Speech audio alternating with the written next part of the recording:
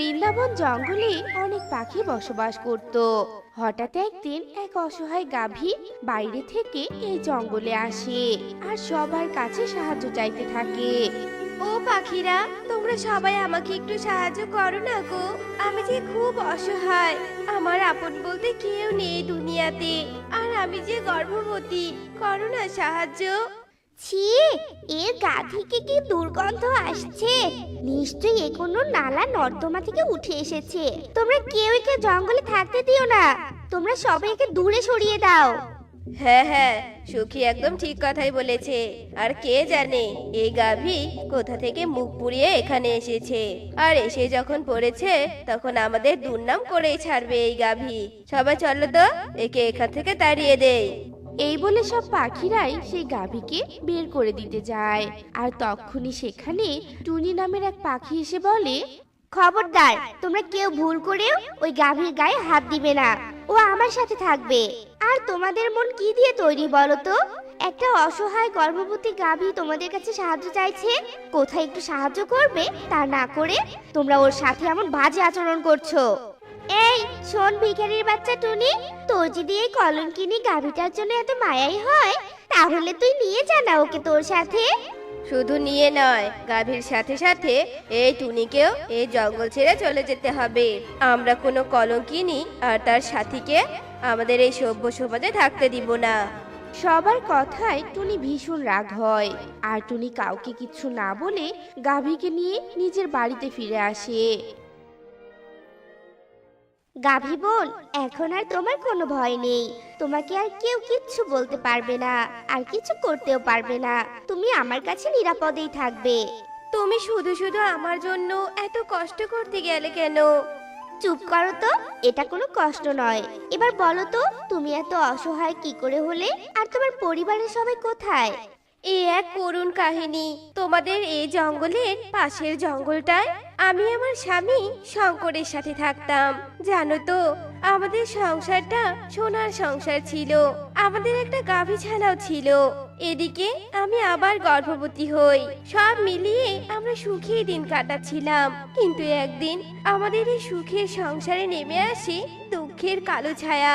এক রাতে কিছু দুর্বৃত্তরা এসে আমার স্বামী আর ছানাকে হত্যা করে তাদের মাংসগুলো নিয়ে নেয়, আর আমাকে মেরে সেখানে ফেলে রেখে চলে যায়। ইচ্ছে হচ্ছিল আমি আমার নিজের প্রাণটাও শেষ করে দেই, কিন্তু আমি আমার অনাগত সন্তানের জন্য সেটা আর করতে পারলাম না। তাই বেঁচে থাকার তাগিদে এখানে চলে এসেছি। তুমি আর কেঁদো না গাভী বোন। তোমার সাথে যা হয়েছে তা অনেক খারাপ হয়েছে। তুমি এখন তোমার অতীতকে ভুলে গিয়ে তোমার অনাগত সন্তানের জন্য প্রাণ ভরে বাঁচো। টুনির কথা মতো গাভী তার চোখের জল মুছে নেয়। এরপর টুনি গাভীর শরীরের যে ক্ষতগুলো হয়েছিল সেগুলোতে ঔষধ লাগিয়ে দেয়। এভাবেই দেখতে দেখতে বেশ কিছুদিন কেটে যায়। গাভীও অনেকটাই সুস্থ হয়ে ওঠে, কিন্তু এদিকে তার পেটটাও দিন দিন অনেক বড় হয়। গাভীর ছানা প্রসবের সময় হয়ে যায়।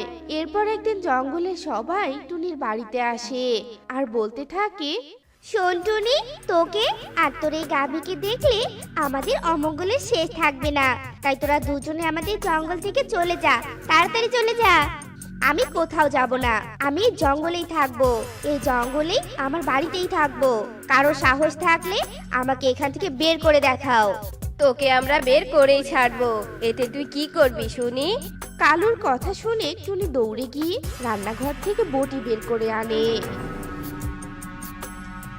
কেউ যদি আমাদের দিকে একবার এগিয়েছো তো, তাহলে এই বটি দিয়ে আমি তার কল্লাটা মাটিতে নামিয়ে দিব। বেরিয়ে যাও, বেরিয়ে যাও বলছি আমার বাড়ি থেকে। তোমাদের মতো নির্দয় পাখিদের আমি আমার দু চোখ দিয়ে দেখতে চাই না। টুনির হুমকি পেয়ে সবাই সেখান থেকে চলে যায়। এরপর সবাই একজোট হয়ে পরিকল্পনা করতে থাকে। তোমরা সবাই শোনো, যে করেই হোক না কেন ওই টুনি আর টুনির গাভীটাকে আমাদের এই জঙ্গল থেকে তাড়াতেই হবে। তা তো বটেই, তবে আমার মাথায় একটা বুদ্ধি এসেছে। আমরা যদি গাভীটার লেজ কেটে দেই, তাহলে ওই গাভী লজ্জায় আর আমাদের সামনে না এসে এই জঙ্গল থেকে চলে যাবে। আরে বাহ কালু দাদা, তুমি তো অনেক ভালো বুদ্ধি দিয়েছো। তবে এটাই হোক। কালুর কথায় সম্মতি দিয়ে সবাই রাতের অপেক্ষা করতে থাকে। এদিকে দেখতে দেখতে রাতও হয়ে আসে। টুনি আর গাভীও ঘুমিয়ে পড়ে। সেই সুযোগে সবাই এসে টুনি আর গাভীর উপর হামলা চালায়। এক পর্যায়ে তারা টুনিকে মেরে ফেলে। এরপর গাভীর লেজ কেটে দিয়ে সবাই সেখান থেকে পালিয়ে যায়। আহ আহ টুনি বোন, ও টুনি বোন, কথা বলো। টুনি বোন, ওরা তো আমার টুনি বোনকে মেরে ফেলেছে, আমার লেজটাকেও কেটে দিয়েছে, তার উপর আবার আমার বাচ্চা প্রসবের যন্ত্রণা উঠে যাচ্ছে। আমি যে আর এই যন্ত্রণা সহ্য করতে পারছি না। ঈশ্বর, তুমি কেন আমাকে এত যন্ত্রণা দিচ্ছ? আমি যে আর পারছি না। কিন্তু আমি যদি এখানে থেকে আমার সন্তানের জন্ম দেই, তাহলে ওরা তো আমার সন্তানকেও বাঁচতে দিবে না। আমি বরং এখান থেকে অন্য কোথাও চলে যাই। এই বলে সেই লেজ কাটা গাভী তার লেজ কাটার যন্ত্রণা আর বাচ্চা প্রসবের যন্ত্রণা নিয়ে কোনো রকমে খুঁড়িয়ে খুঁড়িয়ে সেখান থেকে পালিয়ে যায়। কিন্তু জঙ্গলের শেষ কিনারায় গিয়ে লেজ কাটা গাভী আর হাঁটতে পারে না। তার প্রসবের যন্ত্রণা খুব তীব্র হয়ে যায়। এরপর একটা গাছের নিচেই গাভী তার ছানাকে জন্ম দেয়।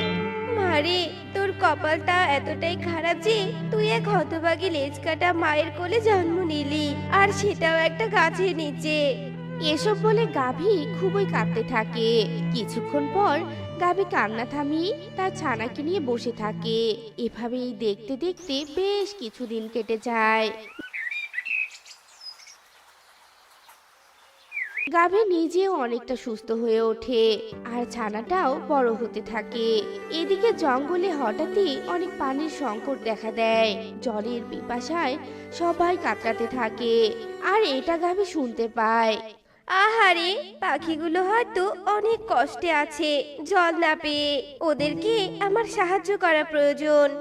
এই বলে লেজ কাটা গাভী তার ছানাকে নিয়ে পাখিদের জঙ্গলে যায় আর সেখানে গিয়ে দেখে সব পাখি জলের পিপাসায় মৃতপ্রায় অবস্থা হয়ে আছে। তাদের গলা শুকিয়ে কাঠ হয়ে আছে। এইসব দেখে লেজ কাটা গাভী আর তার চোখের জল ধরে রাখতে পারে না। এরপর সবাইকে বলে, তোমরা সবাই শোনো, তোমরা আমার দুধ দোহন করো আর সেগুলো খেয়ে নাও, আর দেখবে এতে করে তোমাদের একটু হলেও জলের পিপাসা মিটে যাবে। গাভীর কথা মতো সবাই একটু একটু করে গাভীর দুধ দহন করতে থাকে আর সেগুলো তারা খেয়ে নেয়। এতে করে জঙ্গলের সব পাখিরই জলের পিপাসা মিটে যায় আর নিজেদের প্রাণ ফিরে পায়। এরপর সবাই গাভীর সাথে করা অন্যায়ের জন্য অনুশোচনা করতে থাকে।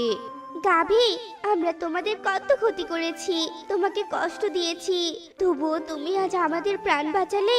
তুমি আমাদের সবাইকে মাফ করে দাও গাভী, আমাদের অনেক বড় ভুল হয়ে গেছে। আমার কাছে আর ক্ষমা চাইতে হবে না তোমাদের। আমি তোমাদের সবাইকে ক্ষমা করে দিয়েছি। সেদিন তোমরা আমাকে বাঁচিয়ে রেখে ভালোই করেছো, আর তার কারণেই তোমাদের আমি আজ সাহায্য করতে পেরেছি। আর যদি আমাকে তোমরা সেদিন মেরে ফেলতে, তাহলে তো এই সাহায্যটা করতে পারতাম না আমি। গাভীর এমন কথা শুনে সবাই অনেক কান্না করতে থাকে। এরপর গাভী বলে, তোমরা কেঁদো না, আর শোনো আমার কথা। তোমরা সবাই মিলে এক হয়ে একটা পুকুর খনন করে নাও, দেখবে সেখানে অনেক জল উঠে আসবে। এরপর গাভীর কথা মতো সবাই মিলে পুকুর খুঁড়তে থাকে। এক পর্যায়ে পুকুর খোঁড়া শেষ হয়ে যায় আর সেখান থেকে অনেক জল বেরিয়ে আসে। এদিকে সবাই অনেক খুশি হয়ে যায় আর গাভীকে ধন্যবাদ দেয়। এরপর সবাই মিলে গাভীকে তাদের সাথেই রেখে দেয় আর অনেক সুখে শান্তিতে হাসি খুশিতে দিন কাটাতে থাকে।